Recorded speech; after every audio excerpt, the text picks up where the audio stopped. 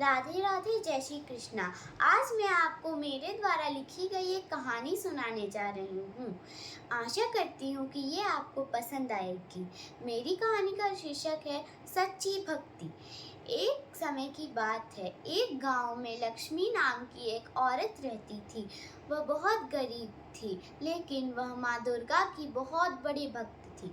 उसके पास कुछ नहीं था, इसलिए वह एक सेठ के पास काम करती थी। उसके सेठ की एक अनाज की दुकान थी। लक्ष्मी के अलावा अंश भी वहाँ काम करता था। वह सेठ के यहाँ हमेशा चोरी करने की कोशिश करता था, पर लक्ष्मी की वजह से नहीं कर पाता था। इसलिए उसने लक्ष्मी को नौकरी से निकलवाने के लिए एक तरकीब सोची।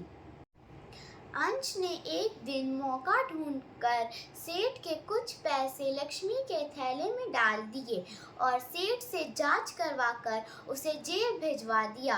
लक्ष्मी वहाँ परेशान हो रही थी और माँ दुर्गा से प्रार्थना कर रही थी, हे माँ, अब मैं अपना घर कैसे चलाऊंगी। तभी वहाँ माँ दुर्गा प्रकट हुई। उन्होंने कहा, हे पुत्री, अब तुम बाहर जा सकती हो।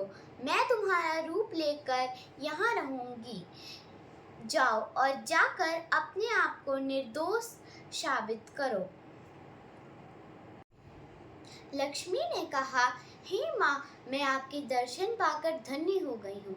धन्यवाद माँ। जैसे ही वह बाहर निकली, वह सेठ के घर की ओर जाने लगी। तभी उसने सोचा कि अगर मैं इस रूप में गई तो उन्हें शक हो जाएगा। इसलिए वह एक भिखारी का रूप धारण कर सेठ के घर पहुंची और दरवाज़ा खटखटाया।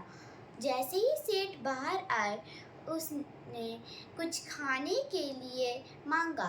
तभी सेठ ने कहा, तुम यहीं रुकना, मैं कुछ खाने के लिए लाता हूँ। तभी लक्ष्मी की नज़र खिड़की से सेठ के कमरे पर गई, जहाँ अंश चोरी कर रहा था। जैसे ही सेठ आए, लक्ष्मी ने सेठ को बताया कि अंश चोरी कर रहा है।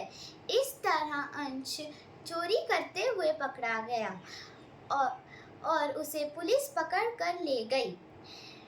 और फिर लक्ष्मी को अपनी नौकरी वापस मिल गई।